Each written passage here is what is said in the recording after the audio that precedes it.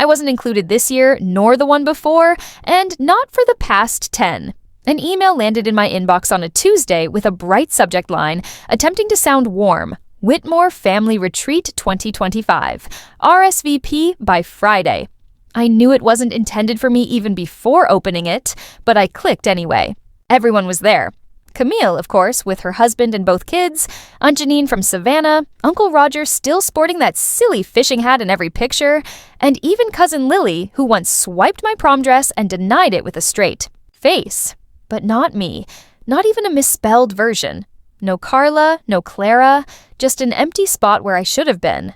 That kind of exclusion doesn't shout.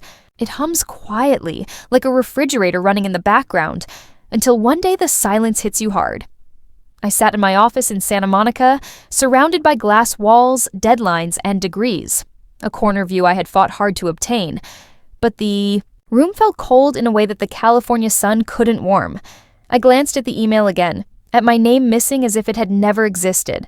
I almost closed my laptop, but something compelled me to open a new tab. I typed the name of the beach, house where the retreat had always taken place. A wide, whitewashed home on the Georgia coast with a porch swing and twinkling lights. It was the last place I saw my father laugh before his stroke made it difficult for him to do so. And there it was, a new listing, not for rent, but for sale. No group text, no phone call, not even a just so you know. I read every line. Price lowered, seller motivated, deed under review. I recognized the agent, the same woman who had handled my grandmother's property. In that moment, I felt the air shift. They were quietly disposing of it, just like they had quietly disposed of me, as though I were just another memory to discard. But I wasn't angry. Not yet. I closed the tab and turned to the bookshelf behind me. There it was. The turquoise. Shell my father had given me when I was 9.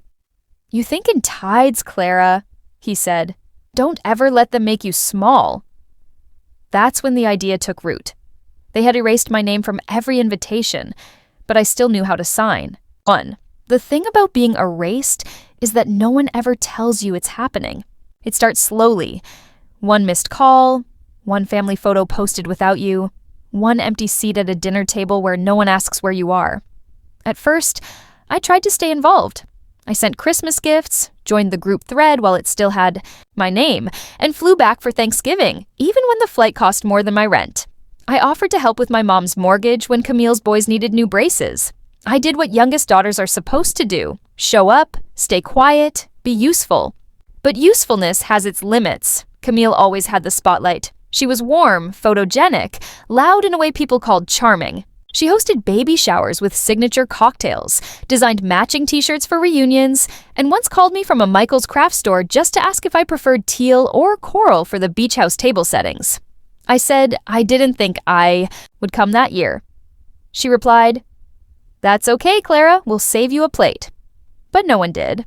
After our father's stroke, I flew out alone and sat in the hospital with him, while Camille was too overwhelmed and Mom couldn't face seeing him like that. I fed him and read aloud from his favorite Steinbeck book. When he could speak again, his voice cracked. "You came that winter." I asked Mom about estate planning, not for money, just to understand what would happen to the house, the accounts, the trust he'd mentioned. She smiled tightly and said, "Camille and I have it covered. Don't worry your pretty head." I stopped asking. The last time I attempted to visit the family beach house, the spare key wasn't under the mat anymore. Camille said they changed the locks after a break-in, but I hadn't heard about any break-in. I began skipping holidays, sent cards that received no replies, and stopped correcting them when they called me busy or distant on Facebook posts. One day, Mom posted a throwback photo of Camille and Dad sitting on the beach with the sunset behind them. I remembered that photo. I took it. I was right there, just out of frame. And she cropped me out. That was the year I stopped sending gifts, but I didn't stop watching. Savannah, my old neighbor, now working as a paralegal, still kept me in the loop quietly with screenshots and snippets of email threads I had been deleted from. "They think you disappeared," she once said, "but you've just been listening." I wasn't gone. I was waiting. Sometimes the people who forget you the quickest are the ones most afraid of what happens when you return. I didn't buy the house out of revenge. I bought it because I was done pretending my absence was a glitch. The listing had been live for 13 days. Quiet, with no big announcement, no family group text, just a simple for sale link buried in a real estate newsletter. I almost deleted it. The house wasn't even listed under the Whitmore name anymore. It had been transferred to an LLC, something Camille likely set up after Dad passed, a shell structure to simplify things. I knew that language. I worked in corporate strategy and had seen that trick 100 times. But I wasn't mad. I was methodical. I printed the documents, called a friend in property law, and scheduled a call with Savannah that same night. She ran a title search in under 10 minutes and found something unexpected, a clause in the trust directly tied to me. Dad's original trust had a fallback clause. If the estate fell into delinquency, missed tax filings, lapsed insurance, or lack of disclosure, the secondary beneficiary, me, had full claim to title reassignment. The taxes had lapsed. So had the insurance. It wasn't negligence, it was laziness. Camille and Mom probably thought the house could sit there, half used and half claimed, until they figured out what to do with it. But Dad had built a back door, just in case. Savannah's voice was gentle. "If you want it, Clara, it's yours. No fight necessary." I didn't answer right away. I just stared at the turquoise shell on my desk, still intact after all these years. I remembered Dad brushing sand off it and handing it to me like it was sacred. "You think in tides," he'd said, "not waves. You come back stronger." That night, I opened a clean spreadsheet. My own finances, stock options, liquid assets, discretionary savings. I wasn't wealthy like Camille's post suggested, but I had built something solid, quiet, and independent. 2 days later, I reached out to the listing agent. She didn't recognize my name until I said, "Whitmore Clara, daughter of Thomas." She paused. "Oh, you're the other one." "Yes, the other one." I signed the purchase documents under the fallback clause. No press, no notice. Then, I opened the booking portal and reserved one room, the master suite, for 3 nights. Check-in Friday, guest name, Miss C. Whitmore. Under preferences, I typed, "Please place a bottle of Perrier Jouet on ice. Guest prefers firm pillows, cotton sheets, and full privacy." When the confirmation came through, I didn't smile. I didn't cry. I just sat still. They had erased me from the invitation, but I had just added myself to the deed. I arrived, early, not to greet anyone or watch, just to see the house again before they touched it. It looked smaller than I remembered, or maybe I had just grown. The porch swing was still crooked, the shutters needed paint, and someone had replaced the front lantern with a cheap solar bulb. But it still breathed the same way in the ocean. Wind. Softly, as though it had waited for me. I didn't stay long, just long enough to check that the champagne was on ice, the sheets were turned down, and my name was spelled correctly in the guest registry. Then I left. I parked 2 streets over in a rented sedan and waited. At 6:42 p.m., Camille's white Audi pulled into the driveway. Her husband got out first, fussing with luggage, and 2 kids tumbled out behind them, already bickering. Camille stepped out last, sunglasses perched high like a crown. Next came Mom, riding in the back of Uncle Roger's SUV. She wore her resort linen, white on white, pearls at her throat. No makeup, just tinted lip balm, the uniform of a Southern woman preparing for gracious denial. They rolled their bags toward the front steps, all smiles and movement. I could hear laughter and vague instructions. Camille led the way to reception, and then everything froze. The front desk clerk, a young woman with a pixie cut and an apologetic smile, delivered the words like reading a weather report. "I'm sorry, I don't have any of your names listed on the guest reservation. Are you with Miss Clara Whitmore's party?" Camille blinked. "I'm sorry, whose party?" "Miss Clara Whitmore. She has the full reservation." The name hit like glass on tile. There was a silence, not the kind that waits for someone to speak, but the kind that rearranges the room. I stepped out of the car, not for drama, just because it was time. My heels clicked against the tile floor as I walked in, calm and certain. I didn't look at Camille. I didn't need to. "I can clarify," I said to the clerk. "I'm Miss Whitmore. The deed finalized 2 weeks ago." Camille turned, her face tight. "You bought the house?" Mom's voice was soft and confused. "But why would you do this?" I looked at her, not angry, not cold, just finished. Because I was never invited, but I was never gone. Camille stepped forward, arms stiff. "You think this is funny? You think hijacking our family trip proves something? No, I said. It settles something. I handed my ID to the clerk. Anyone not on my guest list should be politely escorted, but don't be harsh, I added, almost gently. Their family? The clerk hesitated, then nodded behind me. No one spoke, neither Camille, nor Mom, nor Uncle Roger. The silence worked for me. Let them explain it to one another. Let them say my name. They left the front desk without a word. No shouting, no storming off, just stiff shoulders and silence trailing behind them like smoke. I didn't follow. I didn't need to. They knew now, and that was enough. Or so I thought. The next morning, a news van appeared. I saw it from the window, white with blue lettering, parked just beyond the hedges. A man in a button-down shirt. And Too Much Gel stood outside holding a mic, squinting into the camera as if he were breaking a scandal. I didn't open the door, but the moment the segment aired, my phone lit up like a fire alarm. Texts, emails, a voicemail from an old coworker I hadn't spoken to in years. Is this true? Did you really take your family's house through?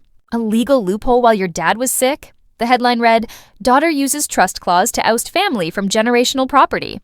They portrayed me as a predator in heels. The story quoted a close family source who claimed my father was in cognitive decline and manipulated into signing over his legacy. No name was needed.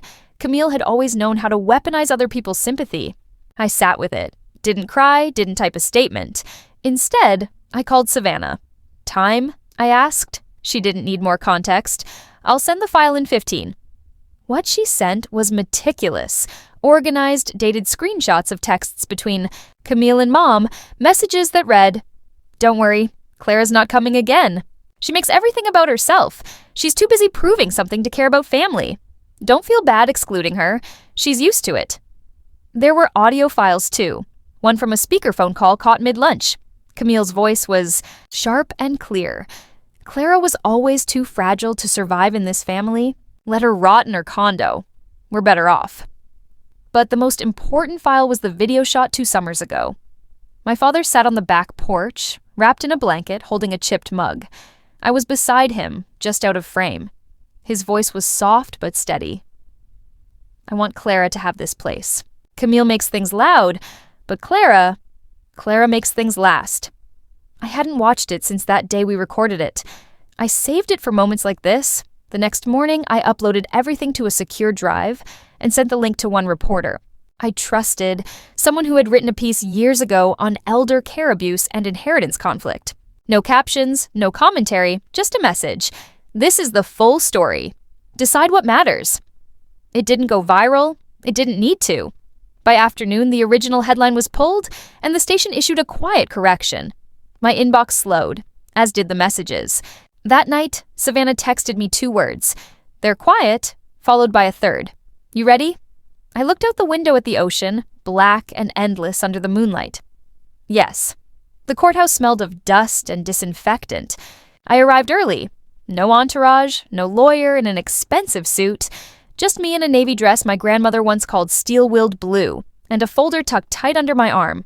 Inside that folder was everything they didn't expect to surface. Camille was already seated when I walked in. An all-white pantsuit, lips pressed into a line so flat it could have sliced paper. She didn't turn around, but I saw her fingers tapping against her phone, fast and nervous. Mom sat beside her, spine too straight, pearls trembling slightly with every breath. She glanced at me once, then quickly looked away. The clerk called the case. Whitmore v. Whitmore. Petition for injunction on disputed property filed under the claim of undue influence and elder manipulation. Their attorney stood first, slick, tanned, too young to remember dial-up. He spoke of intent, vulnerability, coercion, and called me estranged, making sure to pause before the word, letting it hang. I didn't flinch when it was my turn. I stood slowly, no theatrics, just the truth. Your Honor, I'd like to submit video and audio evidence relevant to the trust and my father's clear intent. The judge nodded, his glasses sliding slightly down his nose as the bailiff dimmed the lights. The video played, my father, wrapped in that old blanket, his voice calm. "I want Clara to have this place. Camille makes things loud, but Clara makes things last. She's the only one who came after the fall. the only one who didn't ask for anything. A pause. Then he looked at the camera and said clearly, "It's not about fairness. It's about memory." I watched the room. Mom blinked too fast. Camille's jaw twitched. Then came the audio, the call. Let her rot in her condo. She was never part of this family. She should have been easier to control. Silence followed. Not the stunned kind, but the resigned kind. The judge leaned back and tapped his pen once, twice. This court finds no grounds for the petition. The evidence confirms clarity of mind and direct intention from the deceased. The language used by the plaintiff suggests exclusion, not misunderstanding. This court does not resolve emotional wounds. It enforces law, and in this case, the law is clear. He banged the gavel. Petition denied. Camille stood, fists clenched, but Mom remained seated, eyes glassy but dry. I gathered my folder and walked out without looking back. On the steps outside, reporters were waiting. One mic slipped. Forward, a half question hanging in the air. "Do you have anything you'd like to say to your family?" I paused just long enough, then said, "No, I said it already. I just used quieter words." And I kept walking. The house was quiet when I returned. No suitcases on the porch, no voices bouncing off the walls, just the hum of the ocean and the faint rattle of wind through the loose shutters. Inside, it looked the same, but lighter, as though something had been drained from the rooms. Noise, perhaps, or denial. I didn't touch anything at first. I walked through slowly, touched the wood grain on the banister, smoothed the corner of the rug in the hallway, letting the silence tell me what stayed and what had left. In the office room, once my father's, then my grandmother's, I opened the bottom drawer of the old desk, the one they never emptied. Inside was the wind chime we'd made together, seashells strung on fishing line, blue thread frayed, knots loose, my 9-year-old handwriting still faint on one of the larger shells, EW. I sat on the floor, legs crossed like a child, and began untangling it. I didn't fix it to make it pretty. I fixed it because some things don't need to be perfect to matter. When Savannah arrived, she brought wine and paper towels. "You didn't think I'd let you claim victory without cleaning windows, did you?" She smiled. We worked in silence. 2 women scrubbing away more than dust, scrubbing years of dismissal, of being footnotes in someone else's story. At sunset, I hung the wind chime outside the kitchen window, and it caught the breeze like it remembered how to dance. Later, as we sat on the porch, Savannah asked, "What now?" I looked out toward the horizon. They said I left, that I drifted, but I didn't go anywhere. I paused. They just chose not to see me. We didn't toast, we didn't celebrate. We just sat there, 2 glasses in hand, watching the sea move, like breath. When I turned off the lights that night, I did it room by room from the inside. If this story stirred something quiet in you, something you haven't spoken about in years, you're not alone. There are more of us than you think. People who didn't leave, we were just never called back. If you've ever been written out of your own story, leave a comment or just a word so the silence doesn't win this time. We read everyone. As the days turned into weeks, I settled into the rhythm of life in the house. It felt different now, like a canvas waiting for new strokes of color. I began to unpack the boxes that contained remnants of my past, each item a piece of a puzzle that had long been scattered. I found family photographs tucked away, memories of laughter and warmth, and others that held a sting of absence, a reminder of what had been lost. Slowly, I transformed the house into a home again. I painted the walls in soft shades that reflected the light, making the space feel alive and welcoming. I hung the wind chime by the kitchen window, where it caught the breeze and filled the air with a gentle melody that intertwined with the sound of the ocean waves. Each time it chimed, I felt a connection to my father, as if he were whispering encouragement from afar. I started inviting friends over, those who had stood by me during the years of silence and exclusion. We filled the house with laughter, music, and the aroma of home-cooked meals. Each gathering was a reminder that I wasn't alone. I had a community that embraced me for who I was, not who I was expected to be. We shared stories, dreams, and even our fears, creating new memories that began to layer over the old ones. One evening, as the sun dipped below the horizon, casting a golden glow over the living room, I received a text from Savannah. "How's the house feeling?" It read. I paused, reflecting on the changes that had taken place within me as much as the house itself. I replied, "It's healing. It's finally becoming mine." She responded quickly, "That's what it's all about. You're reclaiming your space and your story." Her words resonated deeply.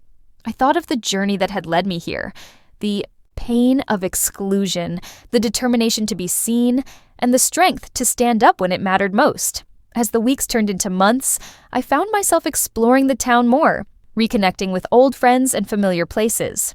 I would often walk along the beach where the sand felt warm beneath my feet, the waves crashing rhythmically against the shore. Each stroll was a meditation, a time to breathe deeply and reflect on my past, present, and future. One afternoon, while sitting on my porch, I noticed a familiar figure in the distance. It was Camille, walking along the beach with her children. My heart raced. I hadn't seen her since that day at the courthouse. I took a deep breath, unsure of what to expect. As she approached, I felt a mixture of emotions. Fear, anger, but also a glimmer of hope. Maybe this could be a chance to bridge the gap that had grown between us. When she reached my doorstep, she hesitated, her eyes flickering with uncertainty. "Clara," she began, her voice softer than I remembered. "Can we talk?" I nodded, inviting her inside. The air was thick with unspoken words, but I sensed a willingness to address the past. We sat on the porch, the setting sun painting the sky in hues of orange and pink. "I've missed you," she finally admitted, her voice breaking the silence. I realized how much I took for granted. I was caught up in my own world and didn't see how it was affecting you. I listened, my heart slowly softening. "I felt erased, Camille. It hurt more than I can say." "I know," she replied, tears brimming in her eyes. "I'm sorry. I want to make things right between us." In that moment, I saw the vulnerability. In her, the cracks in her facade of perfection. We spoke for hours, sharing our truths, our regrets, and our hopes for the future. It was a step toward healing, and I felt the weight lift just a little. As we closed the evening, I realized that rebuilding connections takes time, but it begins with honesty and the courage to face uncomfortable truths. I was reclaiming my story, not just in the house, but in my relationships. And with each step, I felt more empowered to embrace my identity. The wind chime danced in the gentle breeze, a reminder that life, like the tides, ebbs and flows, but with patience and love, we can find our way back home.